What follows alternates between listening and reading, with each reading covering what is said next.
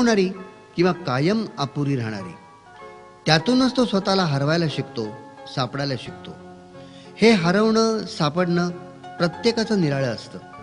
नवरा बायकोचं एकच मत असलं तर संसारात स्वर्ग निर्माण होतो. नवरा बायकोच्या या हरवण्या सापडण्याच्या जागा एकच निघाल्या तर ते सुखदुःखाचे समान वाटेकरी होतील.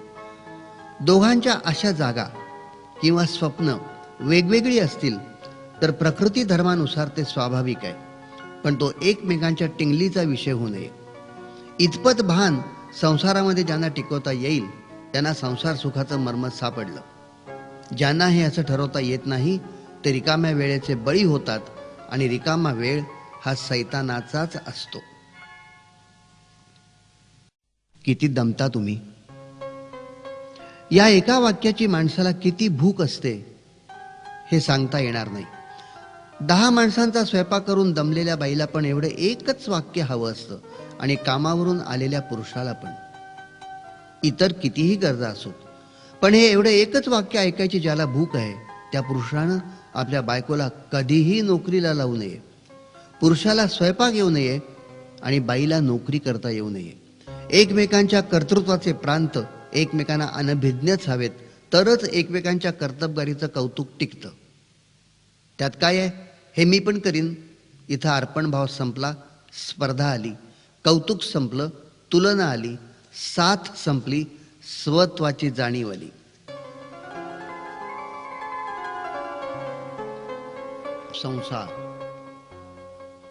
संसार या शब्दाबरोबरच संघर्ष आलाच.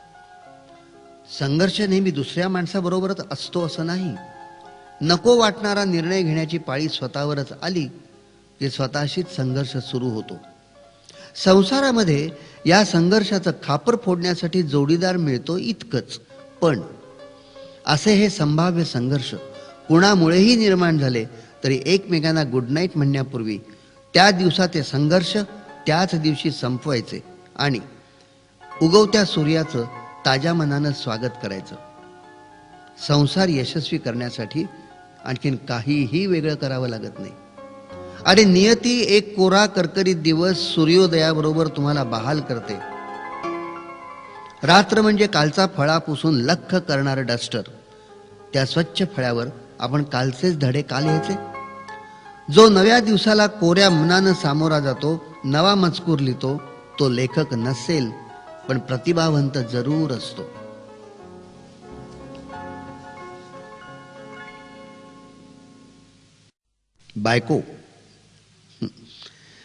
बायको म्हटलं ना, मग ती कुणाचीही असो, ती नवऱ्याचा संशय घेणारच.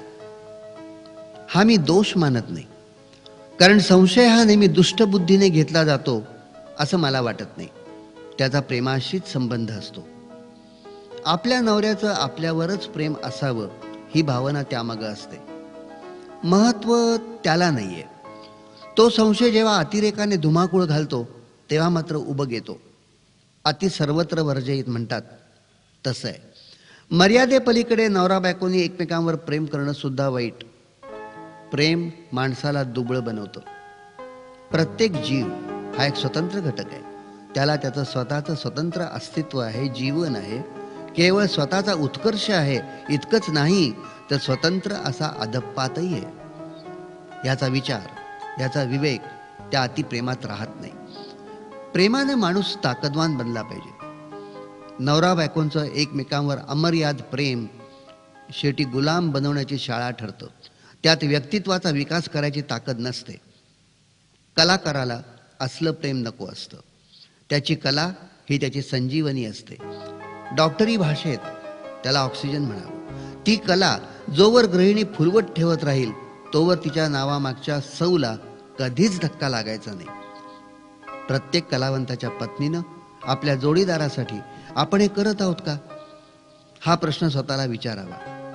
हे जिला जमत नाही तिला मग आपलाच पराभव झाला असं वाटायला लागतं. कलाकाराशी संसार हा ह्या अर्थानं सुळावरची पोळी असते. न मावणारं दुःख नेहमीच जीव घेणं असतं, कारण तुमचा जीवच तेव्हा दुःखापेक्षा लहान झालेला असतो. तेव्हा माणसाने नेहमीच दुःखापेक्षा मोठं व्हायचं ध्येय ठेवावं. दुःख मावल्यावर भांड्यात वर रिकामी जागा राहील इतकं मोठं व्हावं. अर्थात हे झालं स्वतःच्या बाबतीत. आपल्याला होणाऱ्या यातनांसाठी मोठं भांडं वापरायचं, पण इतरांच्या संदर्भात एका अश्रूनही भांडं ओसंडून जाईल इतकं ते छोटं ठेवायचं.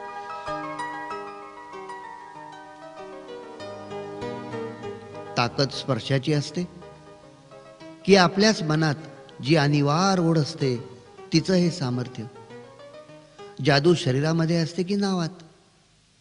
4 सामान्य माणसांनी टाळ्या वाजवल्यानंतर जे वाटतं त्यापेक्षा दुसऱ्या गायकानं पसंतीची थाप मारली तर काहीतरी वेगळं वाटतं. श्रोत्यांच्या मध्ये एखादी जरी संगीताच्या प्रांतातली नावाजलेली व्यक्ती आढळली तर घर गाठताच आपण ते अपूर्वतेने पत्नीला सांगत असतो. का? नावाची महती.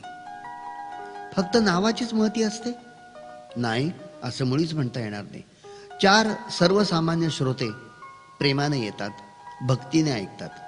विभूती पूजाही त्यात डोकावत असते. अशी माणसं फक्त समोर चाललेली मैफलच ऐकत असतात. पण ज्या व्यक्तीनं संगीताचा व्यासंग केला आहे त्याला स्वरामागील रियाज ऐकू येत असतो. तो कदाचित मैफल ऐकतच नसतो. तो मागची तपश्चर्या पाहत असतो. एक एक सूर सिद्ध करण्यामागची यातायात आठवत असतो. स्वतःच्या साधनेची तो समोरच्या कलावंताच्या अभ्यासाशी तुलना करीत असतो. साम्य शोधत असतो. स्वरांच्या प्रवासाची सगळी वळणं त्याला ताने तानेतून दिसतात.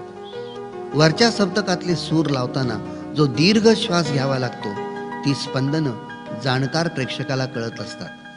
त्याचा प्रतिसाद म्हणूनच वेगळं चैतन्य देतो. कौतुक कुणी केलं याला महत्व प्राप्त होतं. जे संगीताच्या बाबतीत तेच प्रेमाच्या. तसंच प्रेम आणि स्पर्शाचं नातं असावं. कातडीचा स्पर्श दुसऱ्या कातडीसारखाच असतो. नवं काही असेल तर त्या स्पर्शामागे ताटकळलेली अनेक अनेक वर्षांची प्रतीक्षा, त्यातून उफाळलेला आवेग, उत्कटतेचं तोरण आणि व्यक्तीचं नावही. तो स्पर्श प्रतीक्षेला असतो आणि प्रतीक्षेशिवाय उत्कटतेला धार येत नाही.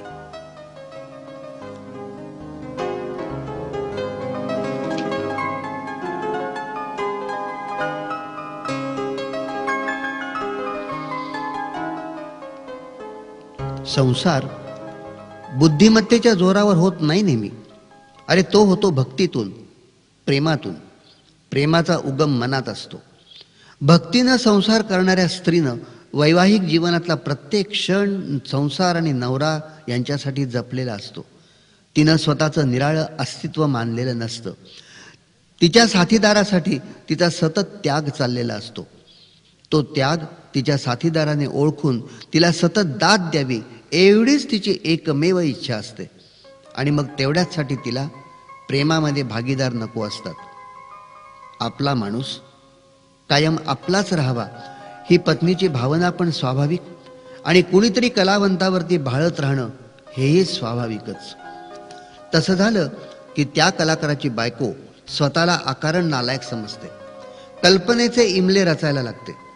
नवऱ्याने काहीही न करता केवळ कल्पनेच्या राज्यात नवरा शेवटपर्यंत पोहोचला असणार असं बायको गृहीत धरते. तिला तेव्हा तो स्वतःचा फार मोठा पराभव वाटतो, अपमान वाटतो. आणि मग नवऱ्याची कला साधना हा तिला ताप वाटतो. अशी बायको आपल्या नवऱ्याला कला साधनेत साथ देईल असं वाटतं का? बायको एक वेळ शरीराने दूर झाली तर चालेल, पण मनानं विचाराने दूर झाली तर फार वाईट. पहिल्या बाबतीतला दुरावा काही काळच अस्वस्थ करणारा असतो, पण दुसऱ्या बाबतीत निर्माण होणारी भिंत त्याच्यावर डोकं आपटलं तरी सहजी फुटत नाही. पुरुषांचं निम्म अधिक बळ अशा भिंती पाडण्यात खर्च होतं, आणि बायकांकडून कित्येकदा शरीर सुखासाठीच ही लाडीगोडी चाललेली आहे असा सरसकट अर्थ घेतला जातो. स्त्री शरीराने दूर झाली म्हणजेच फक्त पुरुष वैतागतो ही त्यांची अशीच गोड समजूत आहे, आणि त्याला तसंच कारणही आहे. शरीर सुखासाठी स्त्री राबवली जाते, पुरुष फायदा घेतात ही किंवा अशा तऱ्हेची शिकवण स्त्रीवर्ग परंपरेने घोकत आलेला आहे. एकदा केव्हा तरी शांतपणे बसावं, आणि वयानुसार आपण काय काय गोष्टी सोडल्या आहेत याचा आढावा घ्यावा. मग लक्षात येतं, गाभुळलेली चिंच अनेक वर्षात खाल्लेली नाही, जत्रेमध्ये मिळणारी पत्र्याची शिट्टी वाजवलेली नाही, चटक्यांच्या बिया घासून चटके द्यावेत असं आता वाटत नाही, कारण परिस्थितीनं दिलेले चटके सोसतानाच पुरेवाट झालेली आहे. कॅलिडोस्कोप कधी आपणून पाहिल्याचं आठवतं?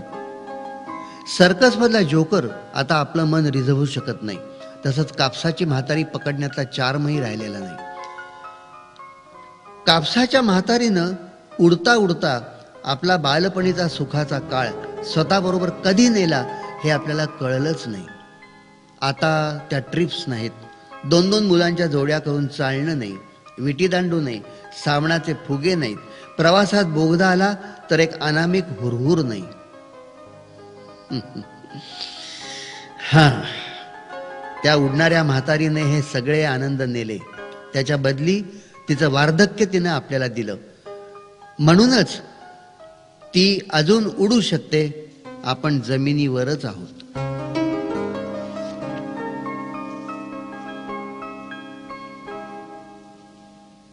कुंकू, मंगळसूत्र, पांढरं कपाळ या खुणांच्या वरून अंदाज करण्याचे दिवस कधीच संपले साहेबा. हल्ली संपूर्ण मोत्याच्या माळेत मानेमागे वेणी खाली लपेल असा एकच काळा मणी असतो. नवऱ्याचं संसारात स्थान किती हे या फॅशनवरून समजतं, पण हिला नवरा आहे की नाही हे समजत नाही. स्पर्श सुख म्हणजे प्रेम नक्कीच नव्हे. तो प्रेमाचा मूळ रंग नाही, तो नुसता अभिलाषेचा तवंग, एक सवंग लालसा. जाता येता भेटत राहते, जाणवते. स्पर्शाची ही लालसा रोज ऑफिसला जाताना लोकलमध्ये सहन करावी लागते, रस्त्याने चालताना लादली जाते. बुकिंग क्लार्कनं तिकीट देताना स्पर्श करावा, बस कंडक्टरने तेच, वाण्याने पुड्या देताना तेच, ऑफिसरनं फाईल देताना तेच. हीच लालसा ऑफिसच्या लिफ्टमध्ये सुद्धा सुटाबुटात चिकटून जाते. वर पुन्हा सॉरीचं गुलाब पाणी शिंपडायचं आणि एक ओशट हास्य. सगळीकडेच ही लालसा थैमान घालताना दिसते. ऑफिसच्या कामासाठी फोन करावा तर पलीकडचा पुरुषी आवाज आकारण मवाळ होतो. नजरा तर दुसरं काही ओकतच नाहीत. स्त्री देहावरती ह्या त्या अर्थपूर्ण नजरांची पुट चढलेली असतात, पुट. भारतीय युद्ध समाप्तीनंतर कृष्णानं अर्जुनाला प्रथम रथामधून उतरायला सांगितलं. अर्जुनाला नवल वाटलं, तरी कृष्णाचं ऐकून तो उतरला. त्यानंतर कृष्ण उतरला आणि अर्जुनाचा रथ जळून गेला. तेव्हा कृष्णांनी सांगितलं, कौरव सैन्याने टाकलेल्या अस्त्रांचा परिणाम रथावर झालेला होता. अगोदर जर मी उतरलो असतो तर हा रथ तुझ्यासकट जळून गेला असता.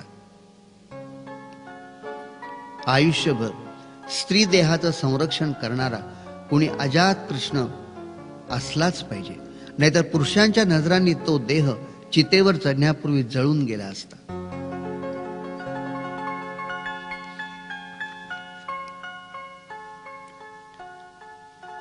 पुरुषाला पत्नी हवीच असते, पण त्याहीपेक्षा त्याचं मन प्रेयसी करता भुकेलेलं असतं. बाहेर ही जी सगळी माणसं बसली आहेत ना, त्यांची प्रेयसी हरवली. माझ्या लग्नाला एवढी वर्ष झाली, पण माझी पत्नी अजून माझ्याकडे प्रेयसी म्हणून येते, आणि मग त्यावेळी मला प्रियकर बनवण्याचं सामर्थ्य तिच्यामध्ये